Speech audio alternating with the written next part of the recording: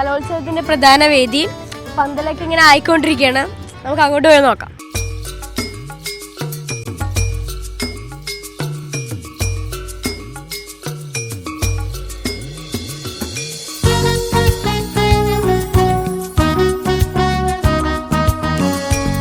പന്തലൊക്കെ ആയിക്കൊണ്ടിരിക്കുകയാണ്. 30 ലക്ഷത്തിന്റെ പന്തലാണ്.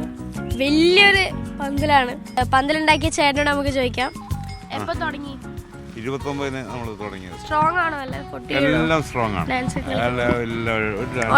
ഉറപ്പാണ്. എത്ര പന്തലുണ്ട്? മൊത്തം 19 പന്തലുണ്ട്. ഇതിൽ പ്രത്യേകിച്ച് കേരളത്തിലെ പ്രധാനപ്പെട്ട സാഹിത്യകാരന്മാരൊക്കെ ഫോട്ടോ ഒക്കെ ഇതിൽ വരും. അപ്പം പറഞ്ഞ സിനിമാ താരങ്ങളുണ്ടാവും. ഞാനും ഉണ്ടാവും.